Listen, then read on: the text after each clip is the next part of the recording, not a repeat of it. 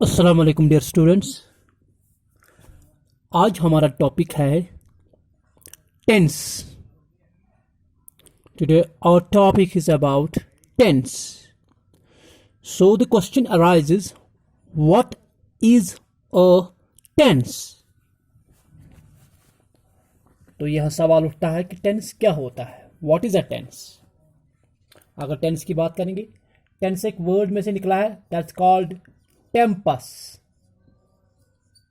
याद रखिएगा, टेम्पस, या आप उसको हम बोल सकते हैं टाइम।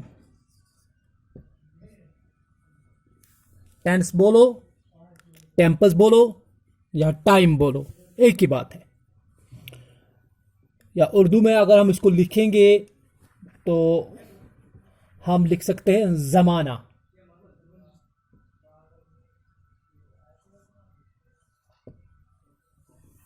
जमाना। So there are mainly three types of tense in English. तो तीन किस्म के टेंसेस है, इसके three types. How many types? Three. How many types? Three types, right? तो there are three types of tenses in English. That is first one, the present tense.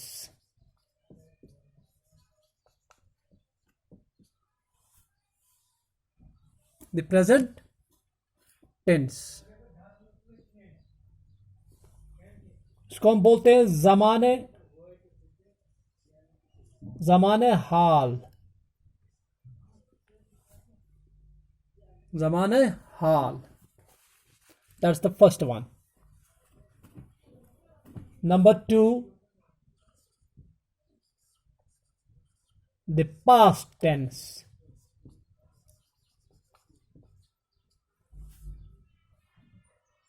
इसको हम बोलते हैं जमाने माजी।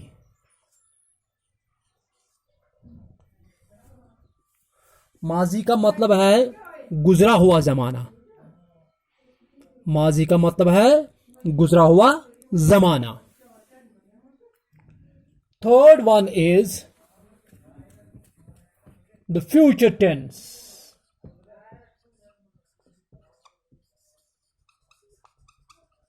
The future tense. The future tense, इसको मैं बोल सकता हूं जमाने मुस्तकबिल।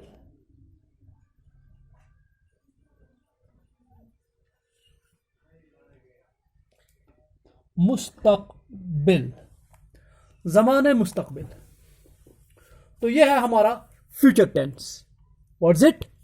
Future tense. Now let's take them one by one.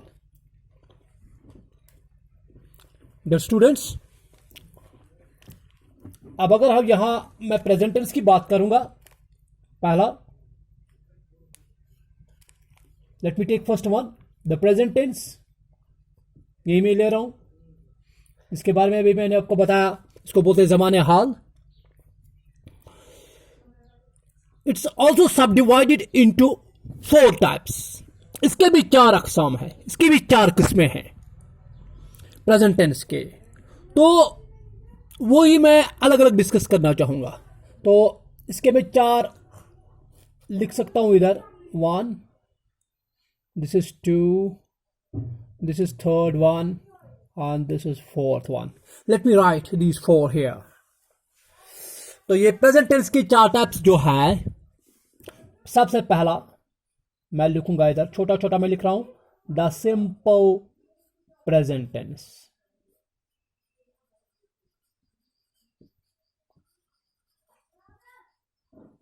Am I right? First one is the simple present tense. It's also called the present indefinite tense. इसको हम बोलते हैं सिंपल प्रेजेंट टेंस को the present indefinite tense. This is its number, let it's a, subdivided into four types. पहला वाला ये है। Now, part B, the present continuous tense.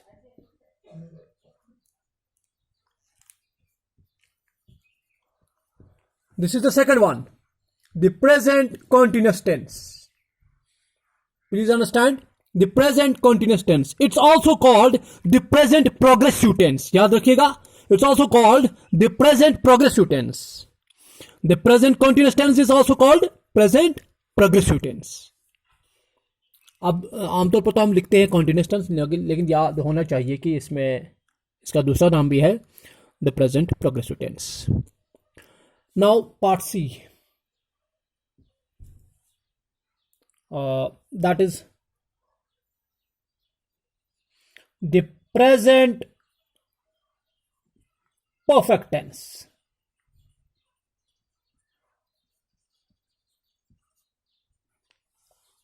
The present perfect tense. This is part C. You understand, please? ये present tense के ही ये सब types है इसके, A part, B part, C part and finally D part. D part is the present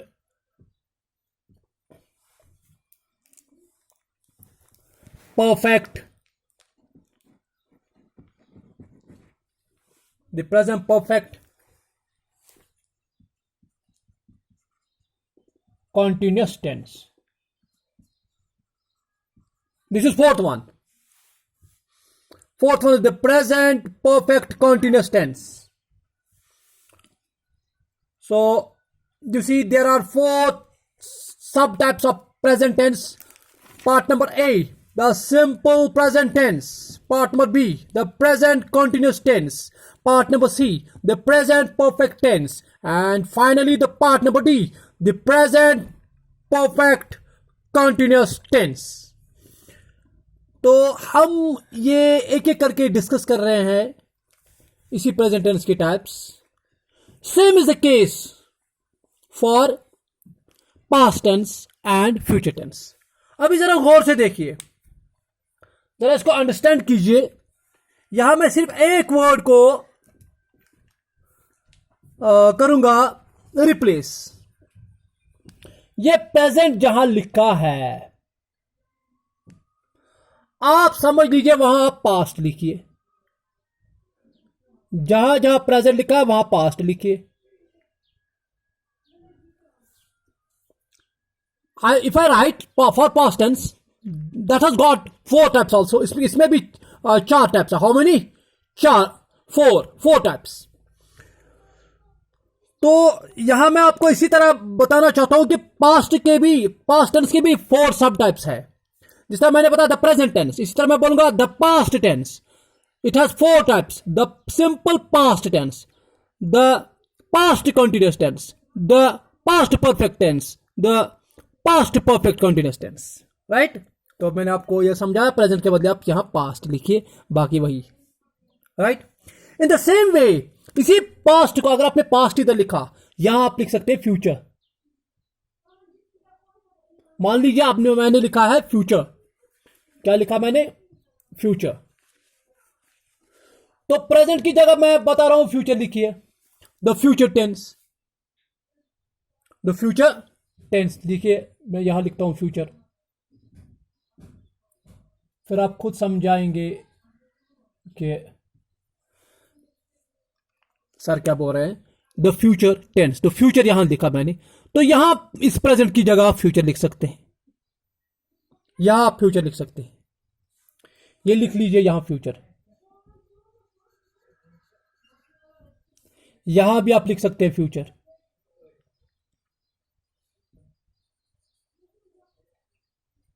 यहां भी आप लिख सकते हैं फ्यूचर. तो यहां भी आप फाइनली यहां लिख सकते हैं हम फ्यूचर. करेक्ट. तो फ्यूचर टेंस के भी चार टाइप्स है. The simple future tense, the future continuous tense, the future perfect tense, the future perfect continuous tense. Right. So you can see in तीन टाइप्स के फोर टाइप्स है. All these three have four sub types each. तो इसके भी चार है, present के भी चार सब टाइप्स है, पास्ट के भी चार सब टाइप्स है, और फ्यूचर के भी चार सब टाइप्स है. Let us discuss them one by one. So our first subtype of the present simple tense.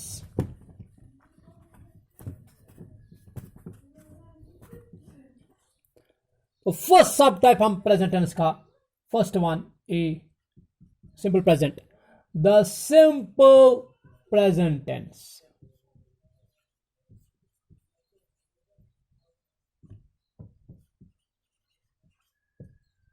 इसको मैं दूसरा नाम भी बता सकता हूं, the present indefinite tense. Dear students, please understand this one. The present indefinite tense or the simple present tense, these are the same things, right? तो इसी सिंपल प्रेजेंट टेंस या प्रेजेंट इंडेफिनिट टेंस जो है, इसका मैं structure लिखता हूं. तो इसका एक स्ट्रक्चर होता है कि हम किस तरह हम पहचान सकेंगे, किस तरह हम इसको पहचानते हैं कि ये सिंपल प्रेजेंट टेंस जो है, इसके स्ट्रक्चर में क्या है, कैसे हम इसको एक सेंटेंस जब भी हम लिखेंगे उसको हम किस तरह पहचानेंगे. It is a simple present tense. तो किसी भी सेंटेंस को पहचानने के लिए, to recognise any sort of sentence, we must know the structure of tenses. हमें टेंसेस का स्ट्रक्चर मालूम होना चाहिए. दैट इज, इसका स्ट्रक्चर है subject, SUB stands for subject. Let me write it, subject plus V1. Subject plus V1. What is V1? V1 is first form of verb. What is subject? What is a subject and what's a verb? So for example, subject means what we speak about. किसके बारे में हम बात कर रहे हैं, जिस चीज के बारे में हम बात करेंगे, किसी शख्स के बारे में हम बात करेंगे, किसी जानवर के बारे में बात करेंगे, किसी जगह के बारे में बात करेंगे. That is what we mean by subject. And you know what is a verb? Verb in simple words is an action word. Verb एक action word होता है, just like sing, write, talk, walk, go, come, etc. So आपने देखा ये subject और verb क्या होता है. Let me write. If I write Raju works hard. Please understand this one. Raju works hard. मैंने लिखा Raju works hard. What does it mean? Raju मेहनत करता है. तो what are we talking about? What's our subject? तो हम किसके बारे में बात कर रहे हैं, क्या बात कर रहे हैं? तो या जिस सब्जेक्ट जो भी चाहे इंसान हो, जानवर हो, कोई चीज हो, जगह हो, किसी के बारे में जो हम बात करेंगे, that is called the subject. तो we are talking about Raju, तो राजू इज ए सब्जेक्ट. तो राजू के बारे में हम बात कर रहे हैं, तो राजू क्या है, subject. What are we talking about Raju, तो हम क्या बात कर रहे हैं राजू के बारे में, वर्क्स हार्ड, मेहनत करता है. बट इन दिस केस हमें सिर्फ वर्ब को ढूंढना है, बाकी हार्ड जो वो तो वही रखे. तो works is a verb, this is verb, but it is the first form of verb. It is the first form of verb. Raju works hard तो अलग लिखते हैं, अगर वर्क्स सिर्फ लिखते वो कंप्लीट सेंटेंस होता. फिर भी राजू वर्क्स हार्ड. तो V1, this is first form of verb. In the same way, I can write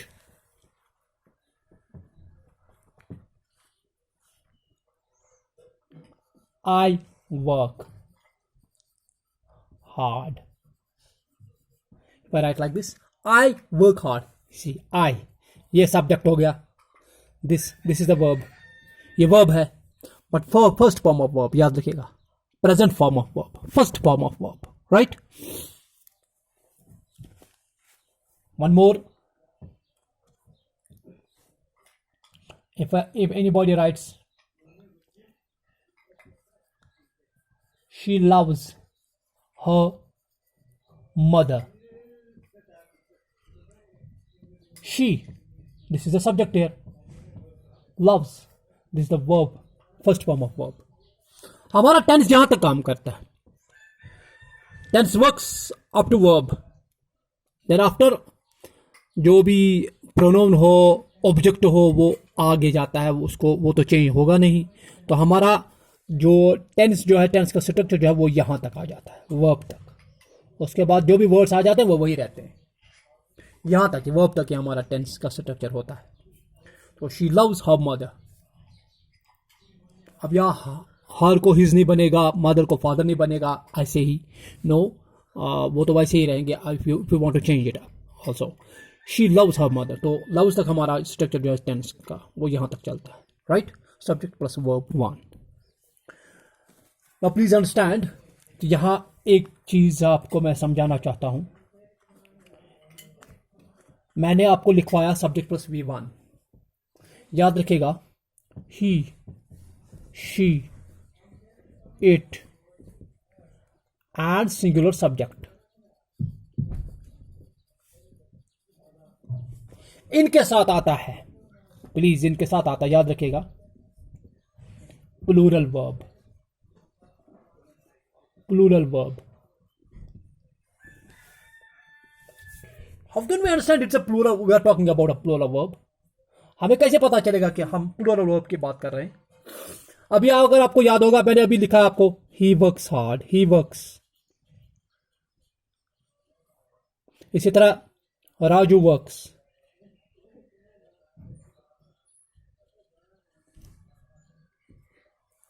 right. तो ही सिंगुलर सब्जेक्ट है, तो ही, तो इसके साथ ही के साथ प्लूरल वर्ब आ गया, प्लूरल आप देखिए एस है, राजू ये सिंगुलर सब्जेक्ट है, इसके साथ जो वर्ब आ गया वो प्लूरल आ गया, वर्क्स। इसलिए मैंने कहा ही, शी, इट, और सिंगुलर सब्जेक्ट के साथ आता है plural verb, right. Now one more thing, अब यहां ये लिखता हूं मैं ऐसे, और ये मिटाऊंगा ऐसे, यहां से भी मिटाऊंगा, तो आई वी यू दे, और प्लूरल सब्जेक्ट के साथ, इन सब के साथ आता है singular verb.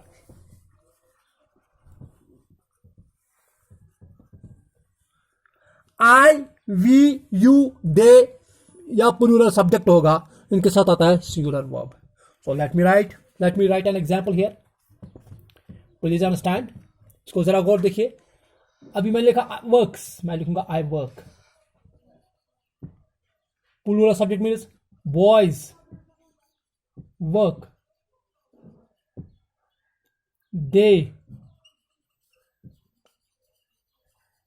Work. You see this is I work, तो सब्जेक्ट जैसे वो बॉयज वर्क, ये प्लूरल सब्जेक्ट है, यहां वर्क आता है, प्लूरल सब्जेक्ट है, दे इज अ प्लूरल, तो वर्क आ गया singular verb, right.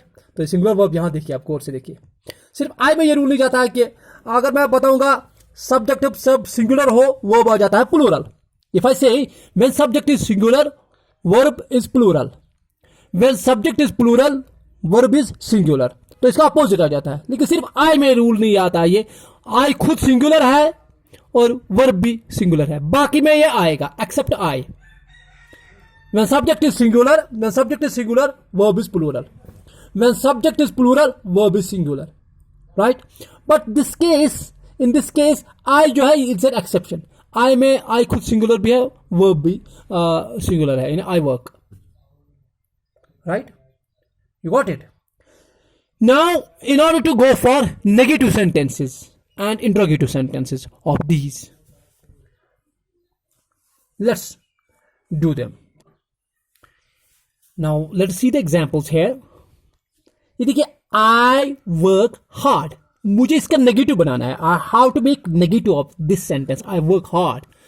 So what I will use, I do not work hard. I do not work hard. Then in order to make a question, मैं do जो है मैं इसको पहले लिखता हूं. Do I work hard? I work hard. I do not work hard. Do I work hard? Now see, she works hard. Second sentence, she works hard. Here I write, she does not work hard. Then going for a question, does she work hard? तो यहां बात आती है, यहां हमें बात आती है नेगेटिव्स एंड इंट्रोगेटिव्स की. तो नेगेटिव्स और इंट्रोगेटिव्स में क्या करना है हमें. देखिए अगर सिंगुलर वर्ब होगा, मैंने आपको बताया सिंगुलर वर्ब जब होगा सिंगुलर, जब वर्ब होगा singular, right, do, sorry right, yes do is also verb, right, go, walk. फिलहाल तो मैंने यहां वर्ब लिखा है वर्क. तो सिंगुलर वर्ब्स जो होते हैं उसके साथ फिर डू नॉट आता है. I do not work hard. Question बनाने के लिए मैं डू को ही पहले लिखता हूं, डू, फिर लिखता हूं आई वर्क हार्ड. नॉट लिखने की जरूरत नहीं, अगर लिखेंगे भी कोई बात है. Do I not work hard या डू आई वर्क हार्ड एक ही बात है. तो she works hard. You see यहां वर्ब है प्लूरल, याद रखिए. डज नॉट कहां आएगा? When verb is plural. हम सिंपल प्रेजेंट टेंस इस वक्त पढ़ रहे हैं. Dear students, we are dealing with simple present tense. हम इस वक्त सिंपल प्रेजेंट टेंस पढ़ रहे हैं, तो इसका ध्यान रहिए. तो शी वर्क्स हार्ड, तो आप देखिए यहां वर्ब जो है ये प्लूरल है, एस है. तो आप समझ लीजिए, होता तो नहीं ऐसा तो, लेकिन प्रैक्टिकली अगर हम ऐसे ही देखेंगे, शी डज नॉट, आप समझ लीजिए इसका एस जो है वो डू में चला गया, बन गया does, do E S. As a trick आप समझ लीजिए ऐसे ही. शी डज नॉट, फिर देखिए वर्क्स बन गया इधर वर्क. हाँ तो आप समझेंगे, तो यहां ये वर्क्स जो एस, इसका एस जो था वो कहां गया, तो आप समझ लीजिए इसका एस जो है वो डज में चला गया. Right, she does not work hard. Then in order to make a question, interrogative sentence, तो हम पहले डज ही लिखेंगे. डज, फिर क्या रह गया, शी वर्क हार्ड. नॉट लिखने की जरूरत नहीं है, अगर लिखेंगे भी कोई बात नहीं. Does she not work hard, does she work hard. these are two interrogative sentences. One is interrogative. अगर मैं बोलूंगा डज शी वर्क हार्ड तो हो गया इंट्रोगेटिव सेंटेंस. अगर मैं बोलूंगा does she not work hard तो then it's called interrogative negative. Interrogative, negative. So this was about structure of the simple present tense and their negatives and interrogatives. So I hope you have understood. तो यहाँ हम इसकी आगे वाली कुछ थोड़ी uses भी कर सकते हैं. मैं आपके लिए थोड़े से कुछ सेंटेंसेस लिखूंगा इधर फॉर यू पीपल, ताकि आप इसको अपनी कॉपी पे लिखेंगे, घर में करेंगे इनकी प्रैक्टिस के. इस कहाँ डज नॉट लगेगा, कहाँ डू नॉट लगेगा. Let me write a few examples here. Number 1, the boys go to school. What you will do for it. तो इसके लिए आप क्या करेंगे. You have homework. The boys go to school. I'm giving you a hint. The boys do not go to school. And its interrogative sentence will be, do the boys go to school? तो ये इसका negative और interrogative मैंने आपको बताया. तो बिल्कुल इसी तरह इन सेंटेंसेस का आप लिखेंगे negative and interrogative. Number 1. Number 2 is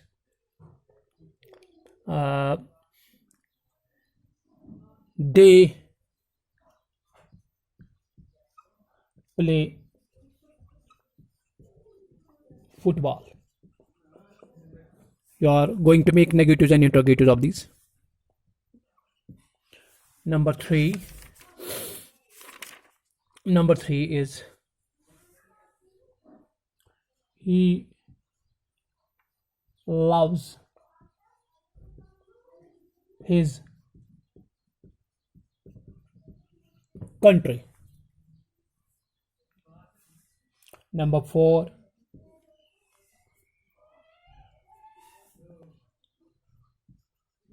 the sun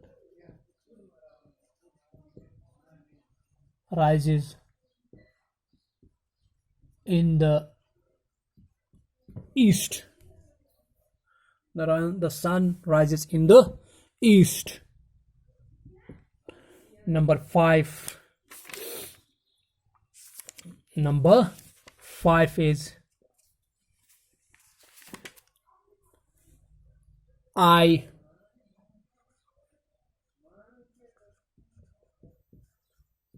write an essay. Now number 6. She sings a song. Number 7.